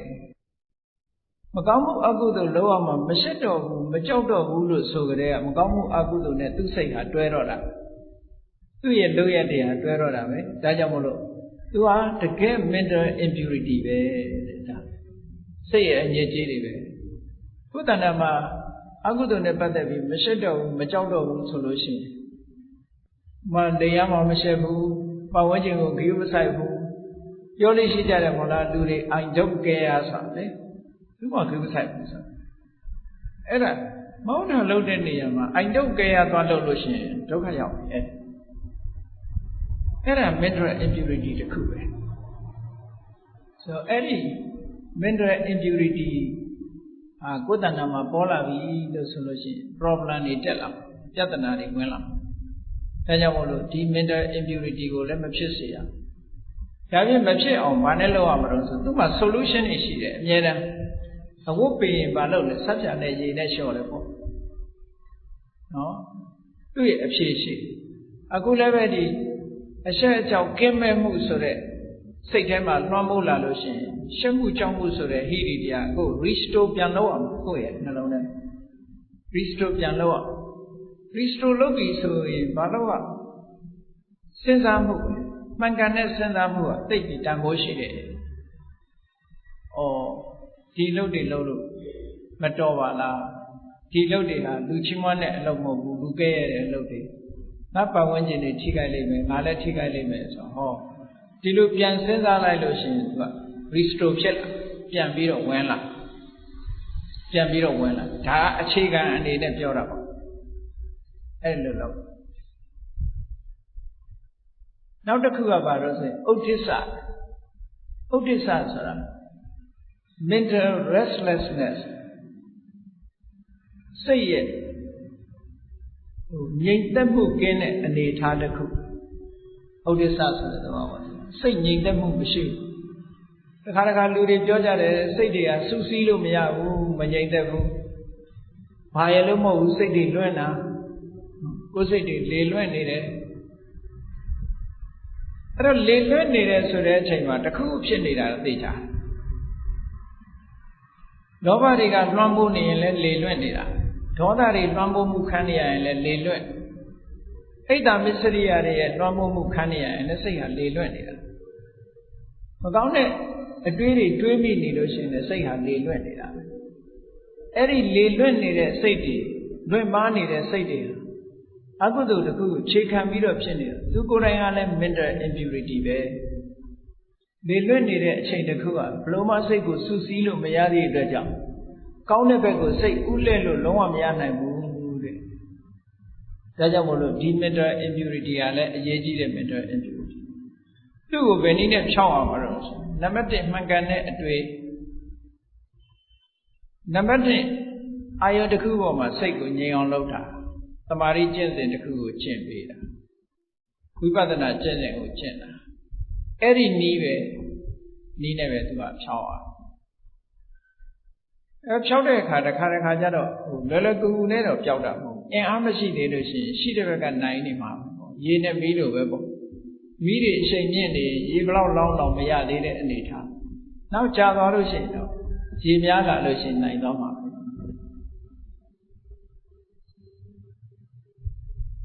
နောက် mental impurity တစ်ခုကဘာလို့ဆိုရင်အလုံးသိတဲ့အတိုင်းလောဘဆိုတာအာယုတစ်ခုနဲ့ကြုံတွေ့ပြီဆိုရင်တတ်မဲ့เสียနှစ်သက်เสียအာယုတစ်ခုနဲ့ကြုံတွေ့ပြီဆိုရင်အဲ့ဒီအာယုပေါ်မှာစိတ်မခွာနိုင်အောင်ကတ်သွားတဲ့သဘော super glue လို့လောဘရဲ့သဘောပါအာယုနဲ့စိတ်နဲ့ကတ်ကိုလိုချင်တာလေးကိုအများရန်တတိယနေတယ်ခေါ်လားအဲ့ဒါကတ်နေတဲ့သဘောပဲကိုလိုချင်ပြီကိုစိတ်ဝင်စားပြီဆိုတာအဲ့ဒါလေးကိုမခွာနိုင်အောင်ကတ်နေတာအာယုတစ်ခုပေါ်မှာစိတ်ဝင်စားသွားပြီးတော့အဲ့ဒီစိတ်ဝင်စားတဲ့အာယုနဲ့တွဲကပ်သွားတဲ့သဘောတရားဘယ်သူကြောင့်ဖြစ်တာလဲဆိုလောဘကြောင့်ဖြစ်တယ်လောဘဟာအာယုပေါ်မှာကတ်သွားစေတဲ့သဘောတရားလေးတစ်ခုပဲတွဲကပ်နေပြီဆိုပေမဲ့ကိုယ်စိတ်လေးကိုအာယုနဲ့ချီနှောင်ထားတာအဲ့ဒီလိုချီနှောင်ထားတဲ့အခါကျတော့လူတွေကတန်ရောစဉ်လို့ခေါ်ကြတယ်ချီနှောင်ထားတာရုံထွက်လို့လွယ်လားဆိုမရဘူးရုံထွက်လို့မရတ တချို့ကလွယ်လွယ်တော့ပြောကြတယ်အောင်မလေးရုံထွက်လို့ရတယ်တာယောစင်ကျိုးဖြတ်တယ်လို့နော်သို့သောတာယောစင်ကျိုးကမပြတ်ဘဲနဲ့ကြက်ပေါင်ကြီးလိုပဲအတွဲလောင်းကြီးဖြစ်သွားလိုက်ရအဲ့ဒါရှည်ပြီးပါနေပြန်ရှုံးလိုက်ရင်အကုန်ပါတော့ပြန်နော်တာယောစင်ကတကယ်ပြတ်နိုင်တာမဟုတ်ဘူးအဲ့ဒီလောဘဟာလည်း mental impurity ပဲ mental impurity တစ်ခုပဲနောက်တစ်ခုကဘာလို့ဆိုရင်ဒိဋ္ဌိဆိုတာမှားယွင်းတဲ့အယူဆတရားအတွေးခေါ်လို့ခေါ်ရင်ခေါ်ခုခေတ် view ပေါ့လူတွေရဲ့အတွေးခေါ်မှားယွင်းတဲ့အတွေးခေါ်တစ်ခု view ဆိုတာလူတွေမှာဒီပြောင်းလဲခဲ့တယ်ဒါကြောင့်လို့လူတွေကပြောလို့ရှိတယ်သူ့အမြင်ကိုအမြင်ကိုရှေ့တန်းတင်ပြီးတော့ကိုယ့်အမြင်ကိုပဲအမှန်လို့ယူဆတယ်သူများအမြင်ကိုလက်မခံနိုင်ဒါ view ရဲ့သဘောပဲ view ဆိုတာအမှန်မြင်တာမဟုတ်ဘူးတကယ်ကတော့ကိုမြင်တဲ့ဟာကိုဒါပဲဆိုပြီးဆုတ်ကိုင်ဘာနဲ့တူတယ်လဲလို့ဆိုလို့ရှိရင်ဟိုငယ်စဉ်ကကလေးလေးတွေဖတ်စာထဲမှာပါတဲ့မျက်မြင်ပုံသား6ယောက်ဆင်ဆန်းကန်းဆိုတဲ့ဟာနဲ့တူ view ကအဲ့ဒါနဲ့တူအဲ့ဒီပုံဝတ္ထုတွေကအိန္ဒိယစာပေတွေထဲမှာလည်းရှိတယ်အဲ့ဒီကနေဆက်တာနဲ့တူတယ်မြန်မာပြည်ကစာပေတွေလည်းရှိတယ်နောက်တွေ့ရတာကပါဠိစာပေတွေထဲမှာအဲ့ဒီဇာလံလေးပါနေဘုရားကိုယ်တိုင်ဟောတဲ့ဇာလံဖြစ်နာနာဒိဋ္ဌိယသုတ်လို့ခေါ်တယ်ဥဒ္ဒံပါဠိတော်မှာနာနာဒိဋ္ဌိယသုတ်ဆိုတာပါအဲ့တော့မျက်မြင်ပုံသား6ယောက်ဆိုတာအဲ့မှာတော့ဒီလိုမလာဘူးဘုရားဟောတဲ့ဇာလံလေးကိုပြောပြမယ်အဲ့ဒီ view နဲ့ပတ်သက်တယ်မြတ်စွာဘုရားကရှင်းတော့တဲ့သာဝတိမြို့မှာဘုရင်ကြီးတစ်ပါးရှိတယ်အဲ့ဒီဘုရင်ကြီးကသူကတခါတရံအပြင်းဖြေတဲ့အနေနဲ့မလုပ်လဲဆိုသူလူတွေကိုအမိန့်ထုတ်တယ်သာဝတိမြို့ထဲမှာရှိတဲ့လူတွေမျက်မမြင်နေအကုန်လုံးစုပေါ့နိုင်ရင်မြင်အကုန်စုခိုင်းလိုက်အဲ့ဒီလူတွေကအကုန်လုံးမျက်မမြင်ဒုက္ခိတတွေအကုန်လိုက်ခေါ်ပြီးတော့နိုင်ရင်မြင်မှာစုထားအဲ့ဒီလူတွေအကုန်လုံးမျက်မမြင်နေစုပြီးပါပြီလို့သတင်းပို့တဲ့အခါဘုရင်ကြီးကမလုပ်ခိုင်းတော့ဆိုကဲအဲ့ဒီမျက်မမြင်တွေကို6စုလောက်ခွဲလိုက်အစု6စုခွဲလိုက်ခွဲပြီးတဲ့အခါကျတော့ဆင်ကိုပြလိုက်ကြသူတို့ဆင်ဆိုတာဒါပဲဒါပေမဲ့တယောက်နဲ့တယောက်မတူစေနဲ့ဆင်ကိုပြခိုင်းမျက်မြင်နေဆင်ပြတယ်ဆိုတော့မျက်စိကမှမြင်မှမမြင်တာပြတယ်ဆိုပါလဲဆိုလက်နဲ့ဆန်းခိုင်းရမှာပေါ့အဲ့တော့နိုင်အမြင်ထဲမှာဆင်ကြီးတစ်ကောင်ဆွဲလာပြီးတော့အုပ်စုလိုက်ခွဲပြီးတော့ group တစ်ခုကိုတော့နှစ်ရက်ပြဆင်ဆိုတာဒါပဲဟဲ့စမ်းကြည့်ဆင်ဆိုတာဒါပဲနောက်တစ်အုပ်စုကျတော့အစွဲကိုပြတယ်ဆင်ဆိုတာဒါပဲအစွဲဒီပြင်နေရာမထိတရားနောက်တစ်အုပ်စုကျတော့နှာမောင်းကိုပြတယ်ဟေးဆင်ဆိုတာလာကြည့်ကြဆင်ဆိုတာဒါနောက်တစ်အုပ်စုကျတော့ဆင်ရဲ့ခြေထောက်ကိုပြတယ်ဆင်ဆိုတာဟောတာပဲတိုင်လုံးကြီးလိုပဲနောက်တစ်အုပ်စုကျတော့ကိုယ်တယ်ကြီးကိုပြတယ်နောက်တစ်အုပ်စုကျတော့မြီးရိုးကိုပြတယ်နောက်တစ်အုပ်စုကျတော့မြီးဆံကိုပြတယ်တစ်ခုတစ်ခုနဲ့တစ်ခုမတူအောင်ဆင်ကြီးကိုပြပြီးတော့အုပ်စုလိုက်ထိုင်ခိုင်းတာဘုရင်ကြီးကထွက်လာပြပြီးပြီဆိုတော့ထွက်လာပြီးတော့ကဲမောင်ကန်းတို့မင်းတို့ဆင်မြင်ကြမလားလို့ဆိုမြင်ပါပြီတဲ့ဆင်ဆိုတာကျတော့သိပါဒါဖြင့်နံပါတ်1အုပ်စုကပြောတာဆင်ဆိုတာဘာတော့ဆိုနံပါတ်1အုပ်စုကနရွက်ကြည့်တာဆင်ဆိုတာသကောလိုဟာကြီးပါပြောတော့ကြံတဲ့ကောင်တွေကမကျင်တတ်တော့ဟာတို့တွေ့တဲ့ဆင်ကသကောမဟုတ်ပါဘူးဒုတ်ချောင်းကြီးလိုပါချော့လဲတိုင်လုံးကြီးလိုပါနိုင်ကြီးလိုပါတန်ချောင်းကြီးလိုပါပဲတပြက်စီးကြီးလိုပါပဲနဲ့ဆိုတယောက်နဲ့တယောက်မကြည်မနှက်တွေဖြစ်ကြတယ်ကိုလူကလည်းသူလုံးဝမလျှော့ဘူးဆင်ဆိုတာသကောနဲ့တူကိုတယောက်ကလည်းတပြက်စီးနဲ့တူတယ်တန်ချောင်းနဲ့တူတယ်သူပြထားတဲ့ပုံစံအတိုင်းသူတို့ကိုသူတို့ဒါအမှန်လို့သူတို့ယူဆလိုက်ကြကိုဖြူကိုမှန်ထားကြမလုပ်ကြတော့ဆိုရင် မြင်ကြီးကမေးတာကိုဖြေတဲ့အခါကျသကောကြီးနဲ့တူတယ်ဆိုကြံတဲ့ကောင်တွေကဟေ့မဖြစ်နိုင်ဘူးကွာသကောငါတို့တွေ့တာဆင်ကတိုင်ကြီးနဲ့တူတယ်ဟိုကောင်တွေကလည်းဟာတိုင်ကြီးလည်းမဟုတ်ဘူးကွာငါတို့တွေ့တာတန်ချောင်းကြီးဟေ့တန်ချောင်းကြီးလည်းမဟုတ်ဘူးကွာငါတို့တွေ့တာမင်းတို့ဟိုနန်ရံကြီးနဲ့တူတယ်ဟိုကောင်တွေကလည်းငါတို့တွေ့တာအဲ့ဒါမျိုးမဟုတ်ဘူးတပြည့်စည်းကြီးနဲ့တူတယ်နဲ့ဆိုအငင်းပွားကြတာရှော့ကိုမပေးဘူးတရားမှရှော့မပေးဘူးရှော့မပေးဘူးဘာလို့လို့ဆိုရင်အဲ့ဒါထပြီးရံဖြစ်ကြတယ်အဲ့ဒီရံဖြစ်ပြီဆိုတော့ဘုရင်ကြီးကသဘောကျလို့တယ်မျက်မမြင်သူကနေရံဖြစ်ကြတာကိုတဝါးဝါးနဲ့သူကကြည့်အဲ့ဒီဇတ်လမ်းမှာမြတ်စွာဘုရားဗာဟောထားတော့တယ်လူတွေဟာတဲ့ကိုမြင်တာလေးကိုပေါ်မှာညင်းနေကြတာအတ္တိထားเสียအလုံးကောင်းတာနော်ကိုမြင်တာဟိုမှာဆင်းတစ်ကောင်လုံးမမြင်ဘူးရွက်တင်မြင်တဲ့ကောင်လည်းဒါဆင်းဆိုပြီးညင်းနေတယ်အကုန်လုံးပေါင်းလိုက်မှဆင်းဖြစ်တယ်လေအဲ့ဒါလိုပဲ view သမားတွေကအကုန်လုံးဒီအမြင်ကိုရှေ့တန်းတင်တဲ့ပုဂ္ဂိုလ်တွေကကိုမြင်တာဟိုသာအမှန်လုပ်ပြီးကြံတဲ့ဟာတွေကိုလက်မခံနိုင်ကြတာအဲ့လိုနဲ့အငြင်းပွားနေကြတာလို့ပြောတာမြတ်စွာဘုရားကသနာဧကင်္ဂဓတိနောတစိတ်တသေးသာလေးမြင်ပြီးတော့လူတွေကညင်းနေကြတာတဲ့အကုန်လုံးမြင်ရင်ညင်းစရာမရှိတော့အကုန်လုံးကမြင်လိုက်ညင်းစရာမရှိဘူးကိုမြင်တာလေးကိုမဆုပ်ကြိုက်ကိုမြင်တာသူမြင်တာနှစ်ခုပေါင်းလိုက်ရင်အလုံးလက်ခံလိုက်ပြီဆိုလို့ရှိရင်ဒါ view မဟုတ်တော့အမှန်တရားဖြစ်သွားတယ်အဲ့ကြပုံပေါ်သွားပြီရှင်းတော့ကဇလန်းကလေးတစ်ခုရှိသေးတယ်ရှင်းတော့ခရီးသွားတဲ့အခါမှာမြင်းစည်းပြီးသွားကြတယ်တဲ့အင်္ဂလိပ်ဘာသာထဲမှာဇလန်းလေးတစ်ခုရေးထားတာဖတ်ဖို့တယ်နေတော့မြင်းစည်းပြီးသွားကြတဲ့အခါကျတော့လမ်းကြီးကတောင်နဲ့မြောက်ဖတ်တာအဲ့ဒီလမ်းတနေရာမှာတောင်ကုန်းလေးရှိအဲ့တောင်ကုန်းအတက်ကလေးဒီမှာ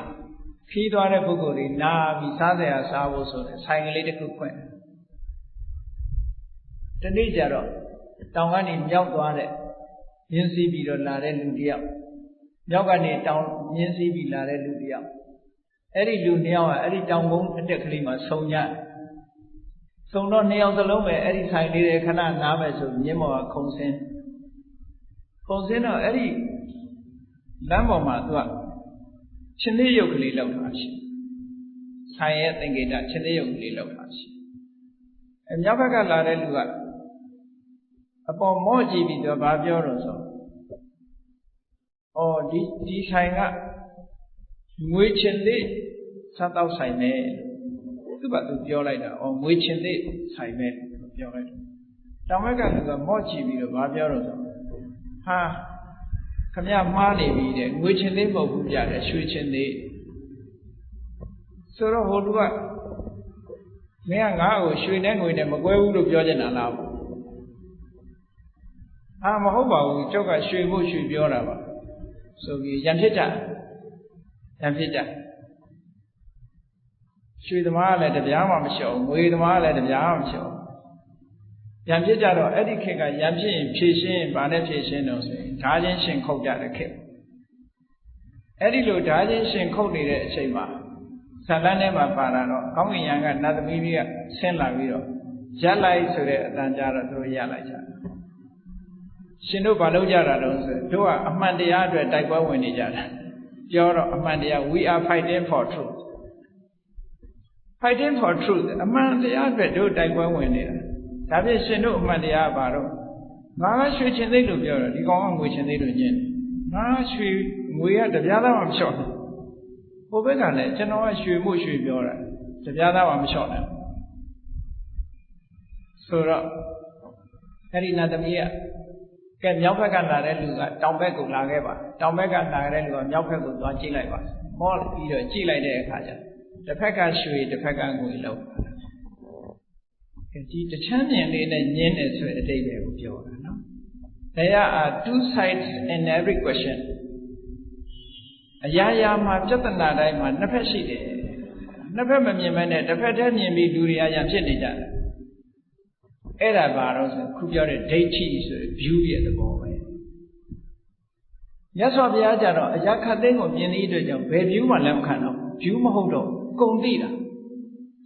ကုန်သိထားတဲ့ပုဂ္ဂိုလ်ကငါအမြင်သူ့အမြင်လို့ခွဲခြားစရာမရှိတော့ဘူးလေအားလုံးကိုခြုံငုံပြီးတော့မြင်တတ်သွားခြုံငုံကြည့်တဲ့ပုဂ္ဂိုလ်တယောက်ဟာငင်းပွားစရာဘာမှမရှိဘူးဟိုဘက်ကပြောလဲလက်ခံအောင်ခုနကမှရွှေလို့ပြောရင်လည်းဟုတ်တယ်တခြားရွှေလို့ငွေလို့ပြောရင်လည်းလက်ခံနှစ်ခုစလုံးလက်ခံနိုင်တဲ့အနေအထားဖြစ်သွားဘာလို့ဆိုနှစ်ဖက်စလုံးမြင်ထားတာဟုတ်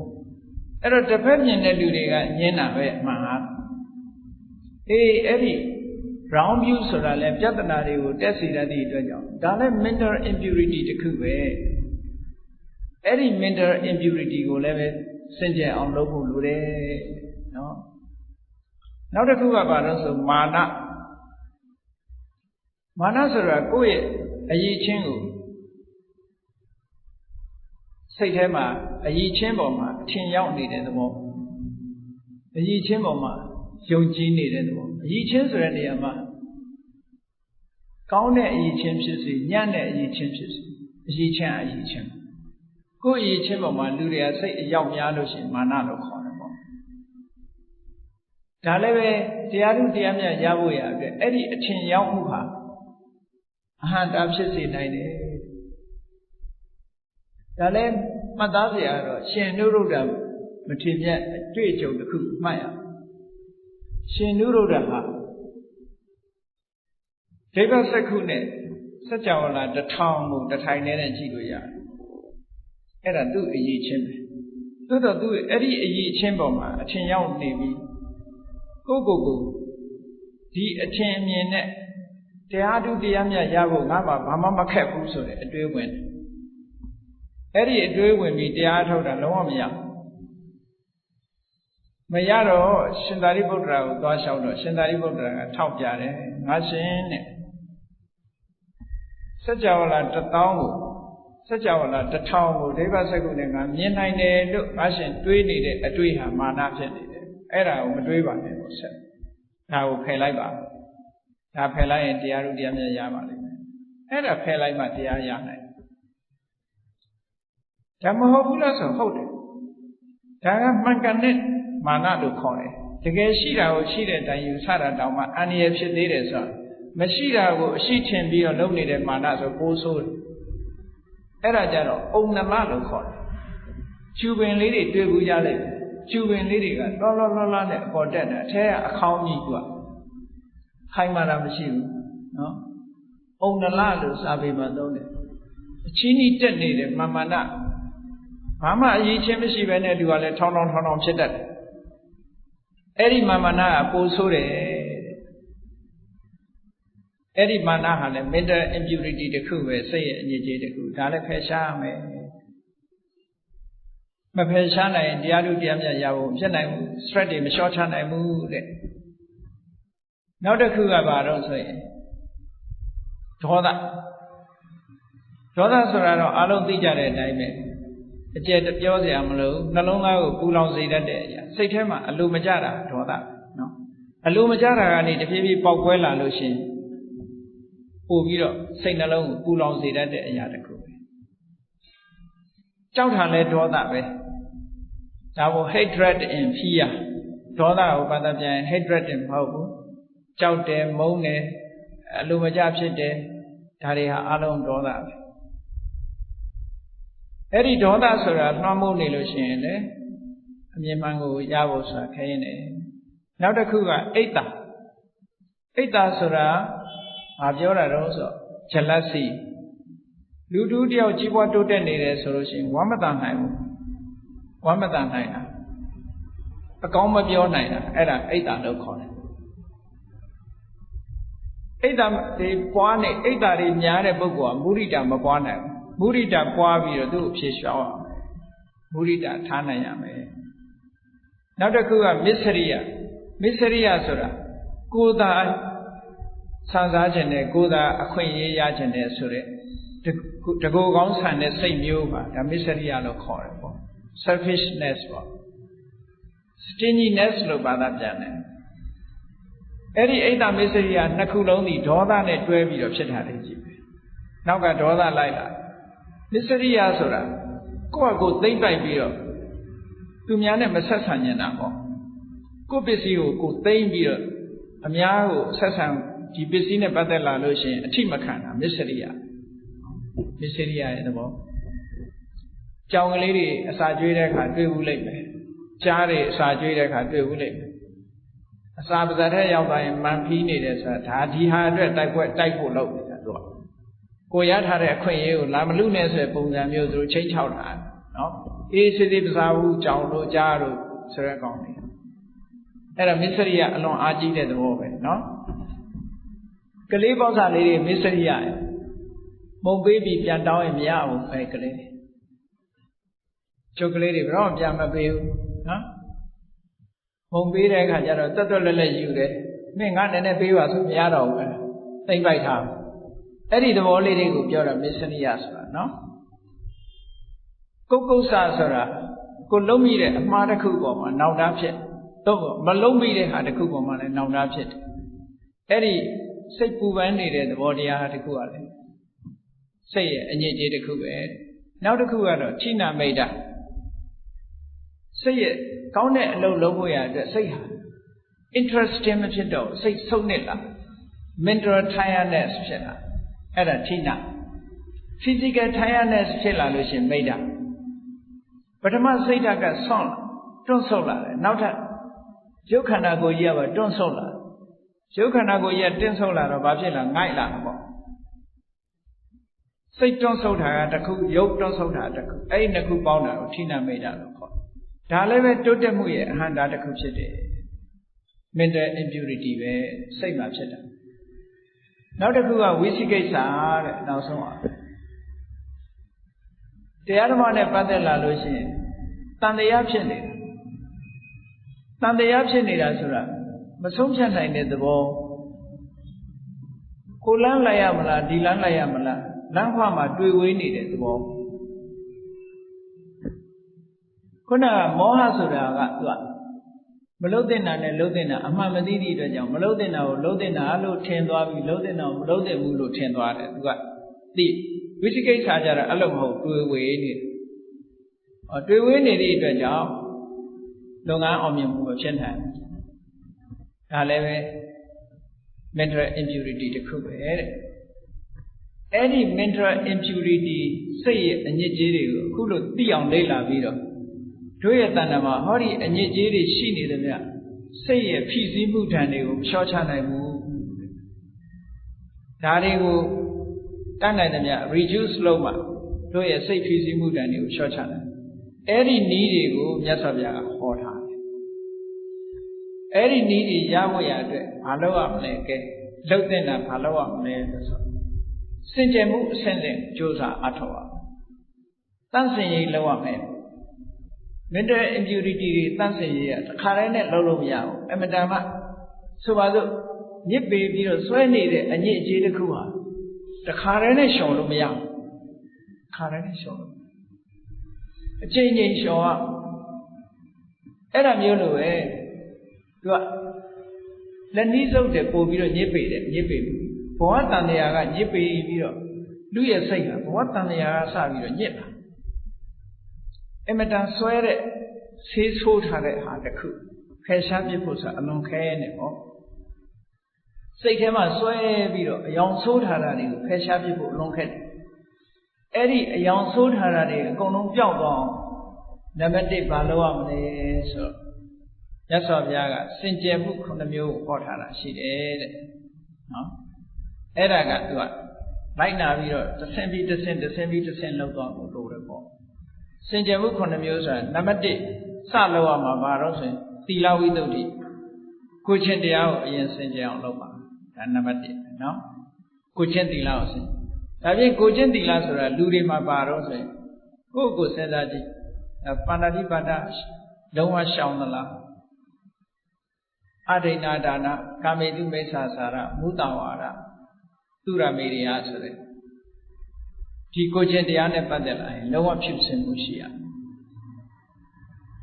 လုံးဝဖြူစင်တဲ့ဆိုတာပါဏာတိပါဒနဲ့ပတ်သက်လာလို့ရှိရင်တော့ဝက်စိတ်ကလေးတွေကစပြီးတော့တတ်ချင်တဲ့စိတ်ရှိနေသေးသလားအချင်းလေးတွေလာရင်ဖတ်ခနဲ့ပုတ်သေးသလားပါဏာတိပါဒနဲ့ပတ်သက်ရင်ရှောင်ကျင်တဲ့အခါမှာဘယ်လောက်ထိအတိုင်းအတာအထိရှောင်ကျင်တယ်လဲဆိုလို့ရှိရင် မြတ်စွာဘုရားဟောထားတဲ့တရားထဲမှာအတော်ကိုအတိတ်ပဲရှိတာနော်တချို့ကပါဏာတိပါဒဝေရမဏိသိက္ခာပဒမတွေ့သေးရင်ရှောင်းနေတယ်တွေ့ရင်တော့မခံနိုင်ဘူးနော်ချင်းမကြိုက်သေးရင်ချင်းမတတ်သေးဘူးတွေ့ရင်တော့အဲ့ဒါပတ်ခနဲ့ပုံမိလိုက်တယ်ပေါ့ဆိုတော့အဲ့ဒါရှောင်းနေမခေါ်သေးဘူးတော့ပါဏာတိပါဒကရှောင်းပြီလို့ဆိုတဲ့အချိန်မှာဘယ်လောက်ထိရှောင်းတယ်လဲလို့ဆိုရင်သူများအသက်ဆိုရင်အကောင်သေးသေးလေးကစပြီးမတတ်ဘူးရှောင်းတယ်ရှောင်းတဲ့နောက်မှာဘာလုပ်လို့ဆိုရင်ဒီအကောင်လေးတွေကိုသေစေနိုင်တဲ့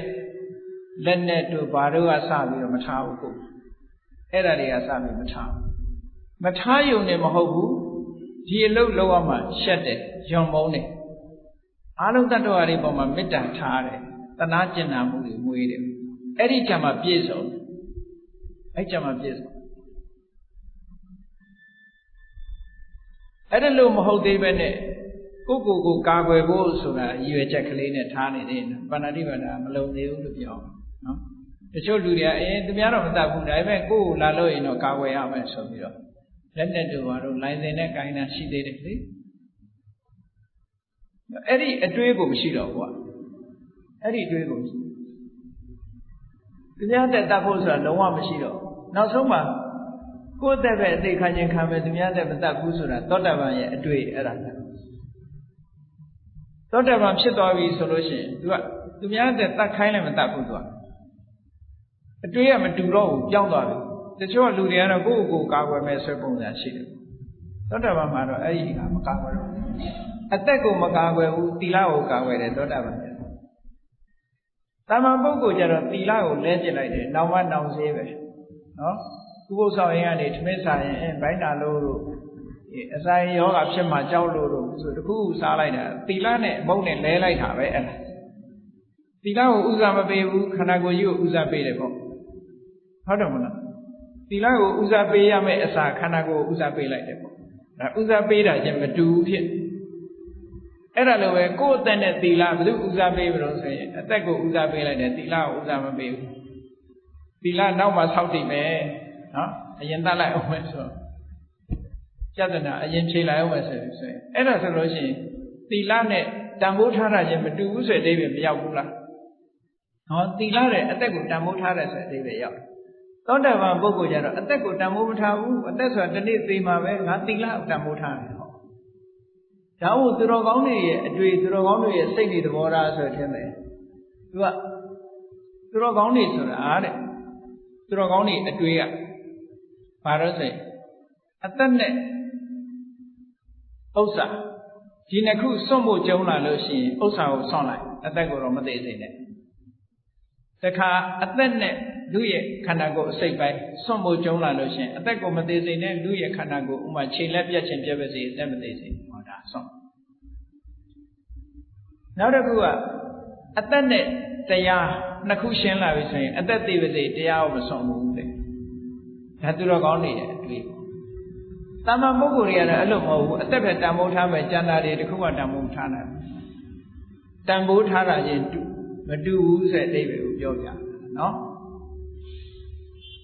သီလဝိတ္တုဆိုတဲ့နေရာမှာသီလကိုတန်ဖိုးထားတတ်လာပြီအသက်တည်းချစ်ခင်တတ်လာပြီလောကမှာရှိတဲ့တန်ဖိုးတွေအလုံးမှာသီလကိုထိတ်တန်းထားပြီဆိုရင်ဒါသောတာပန်ရဲ့အတွေးဖြစ်လာအဲ့ဒီအဆင့်မျိုးထိရောက်လာပြီဆိုရင်ဒါသီလဝိတ္တုမှာအထွတ်ထိပ်ရောက်လာပြီပေါ့ဒီစင်ကြယ်မှုကြောင့်အကုသိုလ်မဖြစ်တော့ဘူးဒါဖြင့်သီလဝိတ္တုဆိုတာဘာအတွက်တုံးလို့မေးလို့ရှိရင်သီလစင်ကြယ်သည့်အတွက်ကြောင့်သမာဓိရဖို့မခက်တော့ဘူးအဲ့ပေါ့ဘာဖြစ်လို့သမာဓိရဖို့မခက်တယ်လဲလို့ဆိုလို့ရှိရင်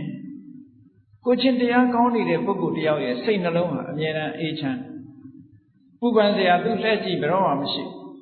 ကိုချင်းတရားမကောင်းဘူးစိတ်တစိတ်မဟုတ်တာလုပ်တယ်တို့ဘာလို့ရှိနေလို့ရှိရင်သူများမသိရင်ပဲကိုယ့်ကိုယ်သိတယ်လောကလူတွေကသူများမသိအောင်ဖုံးကွယ်လို့ရတယ်ကိုမသိအောင်ဖုံးကွယ်လို့မရဘူးနော်ကိုမသိအောင်ဖုံးကွယ်လို့မရသူများတော့မသိအောင်လုပ်လို့ရတာပဲကိုမသိအောင်လုပ်လို့မရတဲ့အတွက်ကြောင့်ကိုသိနေသည့်အတွက်ကြောင့်တရားဓမ္မကျင့်ပြီဆိုတဲ့အခါကိုမကောင်းတာကိုသိသည့်အတွက်ကြောင့်စိတ်ရဲ့ပူဆာမှုတွေကအဲ့ချိန်မှာပေါ်လာဘာနဲ့တူလို့ဆိုရင် အရိပ်ကြီးတွေထိုးလာတယ်လို့ပဲနော်အရိပ်မဲကြီးတွေအတိတ်ကမဟုတ်တဲ့ပုံရိပ်တွေကိုစိတ်ထဲနှလုံးထဲမှာဝင်ရောက်ပြီးတော့နှောက်ယှက်တယ်တရားထုတ်ပြီဆိုရင်အဲ့ဒါတွေကဝင်ထိုးလာသီလစင်ကြယ်ပြီဆိုရင်အဲ့ဒါမျိုးတွေမလာတော့ဒါကြောင့်မို့လို့သီလံအဝိပတိတာရယကိုချင်းတရားသည်စိတ်နှလုံးကြည်သာဖို့အတွက်ဖြစ်တယ်စိတ်နှလုံးကြည်နူးနေလို့ရှိရင်ဘာဖြစ်လဲပါမောဇဝမ်းမြောက်မှုဖြစ်တယ်ဝမ်းမြောက်မှုဖြစ်ရင်ဘာဖြစ်လဲပီတိနှစ်သိမ့်မှုဖြစ်တယ်ပီတိဖြစ်ရင်ဘာဖြစ်လဲပတ္တတိကိုယ်ရောစိတ်ပါငြိမ်းချမ်းတယ်ငြိမ်းချမ်းရင်ဘာဖြစ်လဲဒုက္ခ comfortable ဖြစ်တယ်ချမ်းသာတယ်ချမ်းသာရင်ဘာဖြစ်လဲသမာဓိစိတ်တည်ငြိမ်တယ်စိတ်တည်ငြိမ်ရင်ဘာရတော့ယထာဘူတဉာဏတဒနာစိတ်ငြိမ်သည့်အတွက်ကြောင့်ဘယ်အာယုံပဲဥလဲလိုက်အမှန်ကိုသိသွားတယ်ဒါကရှောင်လွဲလို့မရတဲ့ဖြစ်စဉ်ကြီးတစ်ခုပဲအဲ့တော့သီလမပြည့်စုံဘူးဆိုရင်ခုနကစိတ်မငြိမ်ဘူးစိတ်မငြိမ်သည့်အတွက်ကြောင့်ဝမ်းသာတာမဖြစ်ဘူးဝမ်းသာတာမဖြစ်ရင်ပီတိမဖြစ်ဘူးပီတိမဖြစ်ရင်ပတ္တတိဆိုတဲ့ငြိမ်းချမ်းမှုမဖြစ်ဘူးငြိမ်းချမ်းမှုမဖြစ်ရင်ဒုက္ခဆိုတာမလာဘူးဒုက္ခမလာရင်တမာတိမလာဘူးမလာရင်ယထာဘူတဉာဏတဒနာမလာဘူးတစ်ခုလာမှတစ်ခုလာပေါ့ဒါကြောင့်မို့လို့နံပါတ်1စင်ကြယ်ရမှာကိုချင်းတရားသီလဝိတ္တုသီလစင်ကြယ်ပြီးရင်စိတ်တဝိတ္တုစိတ်စင်ကြယ်တယ်ဆိုတာတမာတိတွေရတာကိုပြောတယ်တမာတိတရားကိုပြောတယ်အဲ့ဒီနှစ်ခုရလာပြီဆိုတဲ့အချိန်ဘာစင်ကြယ်ဖို့လိုတော့ဆိုဒိဋ္ဌိဝိတ္တု view တွေစင်ကြယ်ဖို့လိုတယ်အတွေးအမြင်တွေမှားနေရင်အဟံတားကြီးဖြစ်လိမ့်မယ်ဒါမို့အတွေးအမြင်မှန်ရမယ်ဝိပဿနာကျင့်စဉ်ကိုကျင့်တော့မယ်ဆိုလို့ရှိရင်ဒိဋ္ဌိဝိတ္တုဟာအမှန်တမ်းအရေးကြီးတယ်ဒိဋ္ဌိဝိတ္တုဆိုတာဘာလို့ဆိုယောက်ျားမိန်းမသူငါဆိုတဲ့ဟာတွေမရှိဘူးယုံနဲ့နာနှစ်မျိုးတည်းပဲရှိတယ်တတ္တဝါတို့ခေါ်เสียဆိုတာမရှိဘူးတတ္တဝါဆိုတာဒါကိုဆွဲပြုပြီးခေါ်တာတကယ်စစ်ကြည့်လိုက်ရင်တတ္တဝါဆိုတာမရှိဘူးယုံနဲ့နာနှစ်မျိုးပဲရှိတယ်ဆိုဒီအမြင်မျိုးတွေမြင်လာအောင်လေ့ကျင့်ပေးရတတ္တပညာလို့ခေါ်တယ်တတ္တဝါဆိုတဲ့အထင်အမြင်အယူဆကြီးတခုပျောက်တော့အောင်လုပ်ရမယ်အဲ့ဒီပျောက်သွားရင်ဒိဋ္ဌိဝိတ္တုဖြစ်တယ်လို့ပြောတယ်နော်ဒိဋ္ဌိဝိတ္တုဖြစ်လာဒိဋ္ဌိဝိတ္တုဖြစ်ဖို့ကဘာတော့ဆို analytical knowledge of mind and matter ရုပ်နဲ့နာနဲ့သဘာဝတရားတွေကိုသိရဒါလွဲလို့ဘာမှမရှိဘူးဒီနှစ်ခုပေါင်းစပ်ထားတဲ့အတွက်ကြောင့်လူရဲ့နတ်ရဲ့ယောက်ျားရဲ့မိန်းမရဲ့ဒီလိုခေါ်နေတာဒီတရံကြီးတစ်ခုလုံးပျောက်သွားအောင်ဆင်ញင်နိုင်ဖို့အသိဉာဏ်ရအောင်လေ့ကျင့်ရမယ်တဲ့ဒါကနာမရူပပရိစ္ဆေဒဉာဏ်နာမရူပပရိစ္ဆေဒဉာဏ်ရရင်ဒိဋ္ဌိဝိတ္တုစင်ကြယ်သွားပြီအဲ့ဒီစင်ကြယ်မှုပြီးတဲ့အခါဘာလုပ်ရမလို့ကင်္ခာဝိတရဏဝိတ္တုကင်္ခာဆိုတာယုံမှမှုဝိတရဏကြော်လွှား overcoming doubt တန်တရားဆိုတာအဟံတားကြီးတစ်ခုဖြစ်တယ်အကြောင်းတရားအမှန်ကိုမသိရင်တန်တရားရှိနေဦးမှာပဲအဲ့ဒီတန်တရားဆိုတဲ့ဒီယုံမှတွေးတောနေတဲ့အရာတစ်ခုอ่ะကိုယ်တိုင်မြင်ရလို့ရှိရင်ပျောက်သွားတယ်ဥပမာဆိုတော့ညအခါမှာကြောက်တတ်တဲ့လူတယောက်ဟာခြုံပုတ်ကြီးမြင်တာနဲ့ပဲတရေကြီးထိုင်နေသလားလို့စိတ်ကထင်သွားပြီးတော့ဓမ္မီနဲ့ထိုးကြည့်ခြုံပုတ်ကြီးမှန်းသိရင်မပျောက်တော့ဘူးနော်တန်တရားဆိုတာအမှန်တရားဆိုတာခုနအမှန်သိသွားပြီဆိုတာနဲ့တပြိုင်နက်တန်တရားမရှိသည့်အတွက်ကြောင့်ရှင်းသွားတယ်အဲ့ဒီသဘောမျိုးပဲယုံ nant သဘာဝတရားတွေကဘာကြောင့်ဖြစ်နေတယ်ဆိုတဲ့အကြောင်းတွေအကျိုးတွေအကြောင်းတရားတွေကိုမှန်မှန်မြင်လိုက်ပြီဆိုလို့ရှိရင်တန်တရားဆိုတာမရှိတော့အဲ့ဒီတန်တရားကင်းစင်သွားတယ်ဒါလည်းပဲအဆင့်ဆင့်သောတာပန်အဆင့်ကင်းစင်တာနဲ့အခုတရားထုတ်မဲ့ယောဂီပုဂ္ဂိုလ်တဏ္ဍာမှာကင်းစင်တာနဲ့မတူသေးဘူးဒီဂရီလည်းပဲကွာသေးတယ်ပေါ့အခြေခံအပြင်ကင်းစင်အောင်ကြိုးစားရမယ်ဒီယုတ်တိနံတွေဟာဘာကြောင့်ဖြစ်နေတယ်လဲဆိုတာအခုလက်တွေ့အနေနဲ့ဥပမာပဲမျက်စိနဲ့အခုအကြမ်းမြင်လေးစဉ်းစားကြည့်ဖို့ပြောရမယ်ဆိုရင်မျက်စိရှိတယ်မြင်စရာအာယုံရှိတယ်မျက်စိနဲ့မြင်စရာအာယုံဆုံလိုက်တဲ့အခါမှာမြင်သိတယ်ဆိုတဲ့စိတ်ကလေးပေါ်လာဒါပေမဲ့မြင်သိတယ်ဆိုတဲ့စိတ်ကလေးရဲ့အကြောင်းတရားကဘာလို့ဆိုမျက်စိနဲ့အာယုံဆုံစည်းမှုပါဒါအကြောင်းတရားပဲအဲ့ဒါဒီတရားအကြောင်းတရားရဲ့နောက်ွယ်ဘယ်သူရှိသေးတယ်ဘယ်သူမှမရှိဒါအကြောင်းပဲဆိုတော့ဘောပေါက်သွားအဲ့တော့သာဝရဘုရားကဖန်ဆင်းလို့ဖြစ်တာတို့အကြောင်းပဲဖြစ်တာဆိုတာတွေလက်မခံတော့ဘူး။ဘာလို့လဲဆိုအကြောင်းကိုကိုယ်တိုင်တွေ့သွားပြီလေ ဒါကြောင့်ဖြစ်နေတာဆိုတာကိုယ်တိုင်တွေ့သွားပြီကိုယ်တိုင်တွေ့သွားသည့်အတွက်ကြောင့်သူကပစ္စယပရိက္ခဉာဏ်အကြောင်းကိုသိတဲ့ဉာဏ်ရသွားပြီအကြောင်းကိုသိတဲ့ဉာဏ်ရသွားသည့်အတွက်ကြောင့်ကင်္ခာဝိတရဏဝိတ္တုတိတဲ့တန်တရားကင်းစင်သွားတဲ့အမြင်တစ်ခုရသွားပြီဒါကဝိပဿနာလုပ်ငန်းလုပ်တော့မယ်ဆိုလို့ရှိရင်အခြေခံအနေနဲ့ဒါရှိရမယ်ရှိပြီဆိုရင်ဆက်ပြီးတော့ဝိပဿနာကျင့်စဉ်ကျင့်လိုက်တဲ့အခါကျတော့ဘာတွေ့တတ်တော့ဆိုပါစို့အာနာပါနကျင့်တယ်ဆိုတော့ထွက်လေဝင်လေလေးကိုဝိပဿနာကျင့်စဉ်ကျင့်တော့မယ်ဆိုလို့ရှိရင်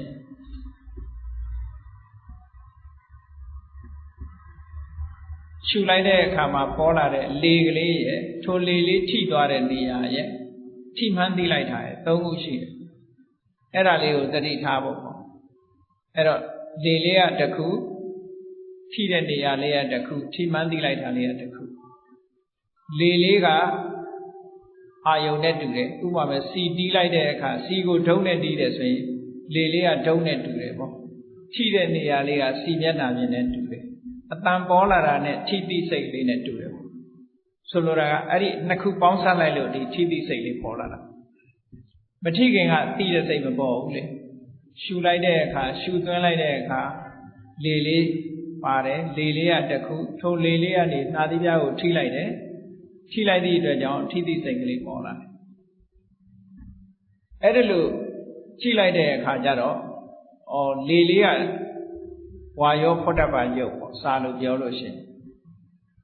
ထိတဲ့နေရာလေးကကာယပတ္တာရကာယပတ္တာရနဲ့ဖွတ်တပ္ပယုတ်အာယုန်နဲ့ဝတ္ထုနှစ်ခုစုံစည်းသည့်အတွက်ကြောင့်ထိတိတဲ့စိတ်ကလေးပေါ်လာတယ်စီကိုလက်နဲ့တီးလိုက်တဲ့အခါကျတော့လက်ရယ်စီရယ်ပေါင်းစပ်မှုကြောင့်စီတန်လေးထွက်လာတယ်ဆိုတဲ့သဘောမျိုးမြင်လာပြီဆိုလို့ရှိရင်ခုနကသဘာဝတရားတွေရဲ့အနေထားလေလေးရဲ့သဘာဝကတစ်ခုလေထိတဲ့နေရာသဘာဝတစ်ခုထိမှန်းသိလိုက်တဲ့စိတ်ကလေးကတစ်ခုအဲ့တော့လေလေးရဲ့ထိတဲ့နေရာကာပတ္တာရရဲ့ဒီနှစ်ခုကယုတ်ပေါ်လာတဲ့ဒီအသိစိတ်လေးကနန်းလို့ဒီလိုကြည့်လိုက်လို့ရှိရင်ယုတ်နဲ့နံနဲ့နှစ်ခုကွဲသွား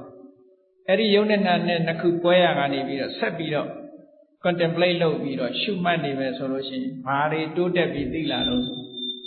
ထိပြီးတော့သိတဲ့စိတ်ကလေးဟာမထိခင်ကမသိသေးဘူး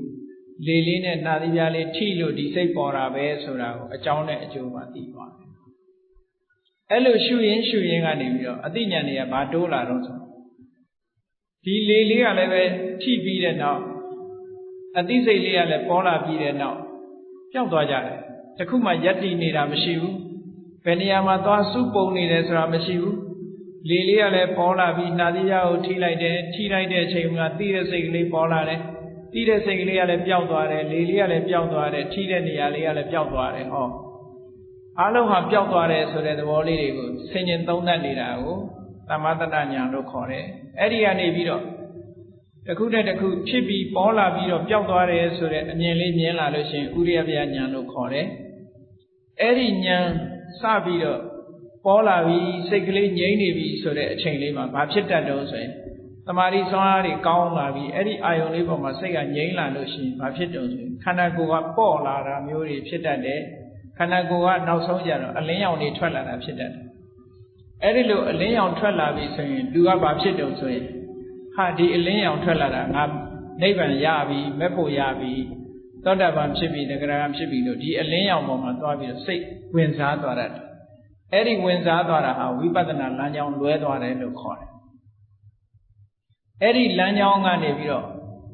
ဒီအလင်းရောင်ပေါ်လာတာဟာဒါစိတ်စွမ်းအားကြောင့်ပေါ်လာတာဒါလမ်းစဉ်မဟုတ်ဘူးဟာရှုမှတ်ရမှာခုနသင်္ခါရတရားပဲလေလေးနဲ့ထိတဲ့နေရာအာယုပြုတဲ့ဒါကိုပဲပြန်ရှုမှတ်ရမယ်လို့သိလာလမ်းကြောင်းအမှန်ကအဲ့ဒီပဲလို့သိပြီးတော့ပြန်ပြီးတော့ရှုမှတ်မှလမ်းကြောင်းပြန်တဲ့မယ်အဲ့ဒီလိုလမ်းကြောင်းဟုတ်တယ်မဟုတ်ဘူးကွဲပြားပြီးတော့သိတာကိုမေဃဉာဏတသနာဝိသုဒ္ဓိလို့ခေါ်တယ်ပေါ့စင်ကြယ်မှုတစ်ခုအဲ့ဒါကိုမကြော်လွှားနိုင်လို့ရှိရင်ဒီအလင်းရောင်လေးနဲ့ပဲကျင့်တတ်ပြီးတော့ရှေ့မတက်တော့ဘူးသွားတယ်အဲ့ဒါကြောင့်မို့လို့ဒါကဝိပဿနာသွားရမယ့်လမ်းဟုတ်တယ်ဒါကမဟုတ်ဘူးလို့ခွဲခြားပြီးတော့သိမြင်ပြီးစင်ကြယ်မှုဖြစ်အောင်ကြိုးစားရမယ်တဲ့အဲ့ဒီတစ်ခုကနောက်အဲ့ဒါကိုကြော်လွှားသွားတဲ့အခါကျတော့ဝိပဿနာဉာဏ်အစဉ်စဉ်တက်တဲ့အခါဘာတွေဖြစ်လာတော့ဆိုဝိပဿနာလမ်းကြောင်းပေါ်ကိုရောက်သွားပြီးတော့စင်ကြယ်မှုကြတော့ပ ฏิปทาญาณတသနာဝိသုဒ္ဓိလို့ခေါ်တယ်အဲ့ဒီဝိပဿနာလမ်းကြောင်းပေါ်ရောက်သွားတဲ့အခါသူ့ရဲ့စိတ်မှာအမြင်ကလေးတွေကတစ်ခုပြီးတစ်ခုတစ်ခုပြီးတစ်ခုခြားနားလာတယ်ဖြစ်တာပြက်တာတွေကိုမြင်ရင်ကနေပြီးအပြက်တွေကြီးပဲပိုးမြင်လာတယ်အပြက်တွေပိုးမြင်ရကနေပြီးတော့ကြောက်စရာလို့မြင်လာတယ်ကြောက်စရာလို့ပိုးမြင်လာရနေပြီးတော့အပြက်တွေမြင်လာတယ်အပြက်တွေမြင်လာပြီးတဲ့နောက်မှာလွတ်ချင်လာတယ်လွတ်ချင်လာသည့်အတွက်ကြောင့်လွတ်ရလန်းစာရှာတယ်လွတ်ရလန်းစာရှာပြီးနောက်ဆုံးသင်္ခါရသဘောတရားတွေဟာဒီတိုင်းပဲလို့သင်္ခါရတရားတွေပေါ်မှာ excitement မဖြစ်ဘဲနဲ့စိတ်ကလေးကငြိမ်သွားတယ်ဆိုတဲ့အဆင့်တွေကိုအဆင့်တင်သွားတာဟာစာလို့ပြောရင်တော့သင်္ခါရုပ္ပခဉာဏ်အဆင့်ရောက်သွားတယ်အဲ့ဒီရောက်သွားပြီဆိုလို့ရှိရင်ပฏิပဒါဉာဏတသနာဝိသုဒ္ဓိလို့ခေါ်တယ်အကျင့်နဲ့ပတ်သက်ပြီးတော့လမ်းကြောင်းပေါ်မှာမှန်ပြီးတော့စင်ကြဲနေပြီလို့ပြောတယ်အဲ့ဒီကနေပြီးတော့မှ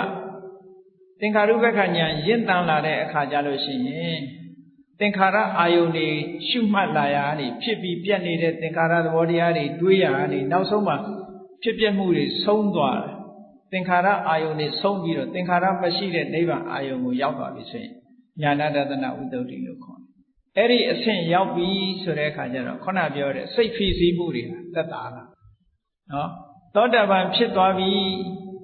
စင်ကြယ်မှုတတ်သရုပ်ပင်စမသတ္ထတတ္တမစင်ကြယ်မှုကိုရပြီလို့ဆိုလိုက်တာနဲ့သောတာပန်အဆင့်ရောက်သွားရင်ခုနကမှားယွင်းတဲ့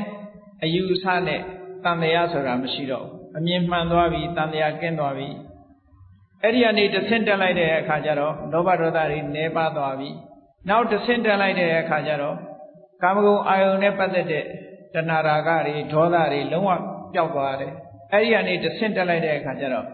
mental impurity ဆိုတာတွေမှန်သမျှအားလုံးဖယ်ရှားပြလိုက်ပြီးလုံးဝစင်ကြယ်တဲ့အဆင့်ကိုရောက်သွားတယ်ဒါကိုဘုရားရဲ့တရားတော်မှာယဟန္တာလို့ပြောတာနော်အဲ့ဒီစင်ကြယ်မှုတွေကိုအဆင့်ဆင့်လေ့ကျင့်သွားခြင်းဖြင့်ဒီစိတ်ဖိစီးမှုကိုလျှော့ချနိုင်တယ်ဆိုတဲ့ဘုရားမြတ်စွာရဲ့တရားတကယ်တော့လည်းဝိပဿနာကျင့်စဉ်မှာပဲတဲ့နော်ဝိပဿနာကျင့်စဉ်တိုင်းကျင့်မယ်ဆိုလို့ရှိရင်စင်ကြယ်မှုအဆင့်ဆင့်ဖြင့်ဒီစိတ်ဖိစီးမှုကိုလျှော့ချတဲ့ဤစနစ်ဟာဘုရားရဲ့တရားတော်မှာရှိသည့်အတွက်ကြောင့်တို့တွေဒီလမ်းကြောင်းကြီးကိုသိထားတဲ့အခါမှာဒီလမ်းကြောင်းကြီးကိုလှုပ်ဖို့မမေ့ကြဘူးနဲ့တတိထားပြီးတော့ဒီစီးပွားရေးလုပ်နေဒီဟာတွေတို့မလုပ်နိုင်ဘူးလို့ဒီလိုမအောင်မေ့နဲ့ဘုရားမြတ်စွာလက်ထက်တော်ခါကာလတုန်းကတရားနာရင်အိမ်မှာနေထိုင်ရင်းကနေပြီးတော့သောတာပန်ဖြစ်တဲ့ပုဂ္ဂိုလ်တွေသဂရဂံဖြစ်တဲ့ပုဂ္ဂိုလ်တွေအနာဂံဖြစ်တဲ့ပုဂ္ဂိုလ်တွေအများကြီးရှိတယ်ပေါ့နော်အဲ့ဒါတွေကိုအားကြပြီးတော့တို့တွေလည်းတရားတို့တရားမြတ်တွေကိုလေ့ကျင့်မယ်ဆိုရင်လေ့ကျင့်တော့တို့အတိုင်းအတာနဲ့ရပါပဲလို့စိတ်ထဲမှာယုံကြည်စိတ်နဲ့စိတ်ဝင်စားမှုဒီနှစ်ခုပေါင်းစပ်ပြီးတော့ကိုယ့်ရဲ့စင်ကြယ်မှုတွေကိုလေ့ကျင့်ရယူခြင်းဖြင့်စိတ်ရဲ့ဖိစီးမှုတန်တွေကနေအာလုံးလွတ်မြောက်ပြီးနိဗ္ဗာန်ချမ်းသာကိုကိုယ်စီကိုယ်ကမျက်မှောက်ပြုနိုင်ကြပါစေ